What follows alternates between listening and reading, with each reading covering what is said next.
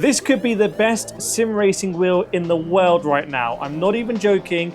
This is actually basically the wheel in the car I'm driving in the sim. This is the VPG Ford Mustang GT3 wheel, and it's not even a replica. It's like basically the real thing. The only change they've made, as far as I understand it, is basically add 2 of these funky switches, because as sim racers, we don't have a full GT3 team in the garage kind of shouting out for us. Now, as you can see, I'm driving the Ford Mustang GT3 in ACC, and it's just the same wheel. Like, it's a crazy experience. Yes, I've used stuff like the Lamborghini Motor Essenza wheel. I've used the SimLab Mercedes AMG F1 wheel, which is probably the only other wheel in the world of like a similar caliber. But this VPG wheel, if you are a Mustang fan, if you're a GT3 fan, it already does not get more immersive than this. Like, it's the same wheel. What they're doing here is crazy. It's very expensive as well. I was speaking to one of the retailers in the Netherlands about this wheel, and it's super, super, super expensive. But I have to say, the most interesting feature about this wheel to me, and by the way, I'm going to let you know whether you can get the performance of this wheel for cheaper, given all the other wheels that I've tried.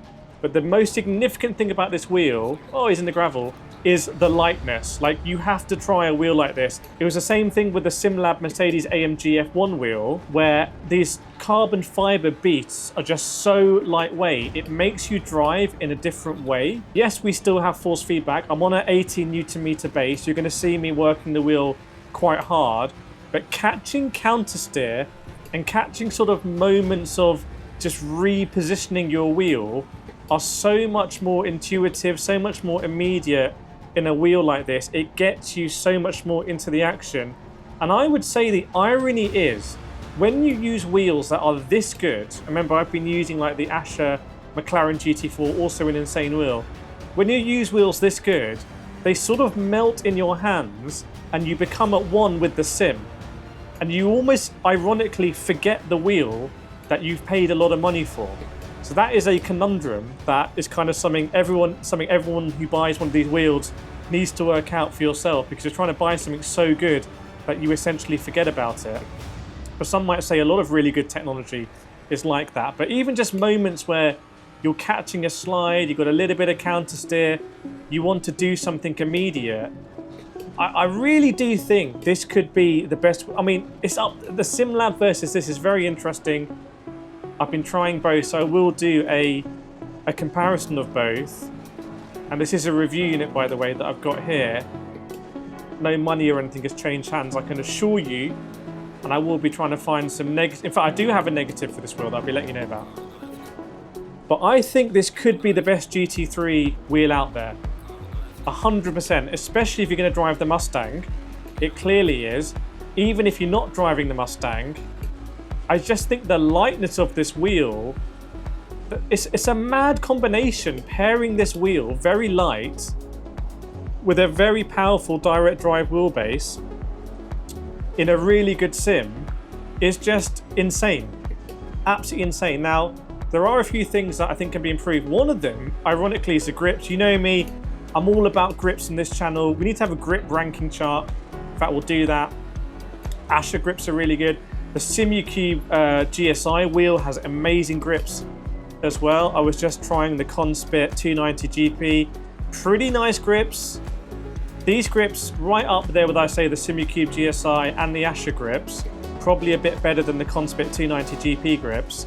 However, they do have this molding line on the side that is very pronounced, and that won't matter if you wear gloves. And obviously you can see the only difference between me and the driver in the car, or in the game, dearie me, is that they're wearing gloves. So if you wear gloves, there'll be less of an issue, and it might actually be authentic, because this might be the molds that you have on the real wheel. But I would say that it's quite unusual to have this prominent molding lines in sim racing. Now, I want to address the controversial point for a lot of people, which is that VPG have decided to modify this wheel so it's not 100% the real thing by adding these funky switches.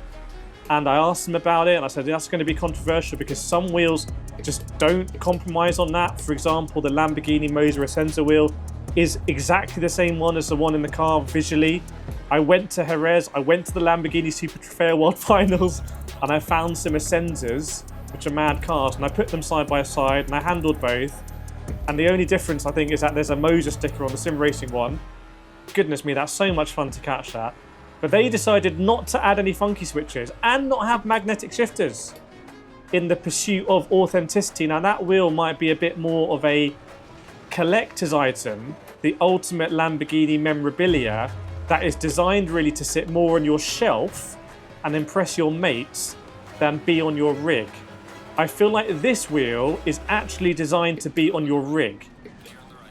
Let me do it another way. You sort of have like big four-wheel drive cars, right? Like they're designed to look really nice and imposing, and when you drive them through the middle of a city, they're very cool and you can play loud music, right? Now, the Lamborghini Ascenza's like the best of that. It just looks the best. People come round and it's like absolutely mad. It's got the screen as well. But this one's a bit like a Land Rover that can actually go like on top of a mountain. It actually can do it in the rough stuff as well. I think this one is better built to actually race, and that compromise they've made on the authenticity for the funky switches is very important in that. It does have the lights as well. That's through SimHub. I have got that working. I'm not doing it now because it didn't play nice. Basically, I lost my Conspet Aries Platinum connection when it was working on the VPG, so I just need to work that out. But this is just an insane wheel. And the thing is, when you get a replica, it's not a replica, whatever it is, when you get something like that, so accurate, you don't need to worry about whether they've made bad decisions in terms of the actual proportions and the sizing and like the size of the grips and the placement of the buttons, because this is the same one in the car that is competing in, you know, all the GT3 races, competing in IMSA as well, you know, going at Daytona in the 24 hours. Like all of that thought, all of that care, all of that design, you're benefiting from. But as you can see in this race, those little corrections on the edge of grip are super fun to control, and it gives you the confidence to place your car in positions where you might not otherwise go. I don't think it gets better than this. I think this is better than my favorite wheel at the moment, which is the Asher McLaren GT4 eSports wheel. I think this is a better wheel than that. I'm pretty sure this is better than the Lamborghini Moser Ascenza for actual performance. I mean, you have some pretty beastly magnetic shifters on this for a start, and the funky switches. The SimLab Mercedes AMG wheel, I think, is more expensive. This one, the pricing will depend, but I think this one is about 1,700 euros, maybe before tax. And I think the SimLab is about 2,600, maybe after tax. But that's all going to fluctuate with the tariffs at the moment and different territories and everything. So prices will definitely vary. But I think the SimLab one is more expensive. I think the SimLab one is obviously a better Formula One wheel. That's a fully licensed Mercedes AMG F1 wheel that I recently drove in New York in America. But for GT3, this is going to be better than the SimLab. And VPG also do some other pretty beastly wheels. So why performance? I actually want to explore that a little bit more. If you want to have an amazing experience of unboxing something and gifting something, if you want to gift something that the recipient is going to be like, you got me the perfect present, like literally that's just the best present. If you want to be that gifter, obviously the Mustang VPG is going to be amazing because it comes in the fully licensed box and the unboxing experience is great and it sits in the mold perfectly. It's one of the best unboxing experiences I've had. The Lamborghini Moser Ascenza was also an insane boxing experience. You can see my reaction to that on the channel. However, it is a Ford, and the Ford badge isn't the badge that is probably the most valued, let's say, in the automotive world, rightly or wrongly. But if you want a badge that probably carries a bit more favour, you could try some of the Ferrari stuff from Thrustmaster. And I recently went out to Belgium, I think, and I bought a Thrustmaster Ferrari 250 GT replica wheel, the wooden one with the Ferrari badge on it.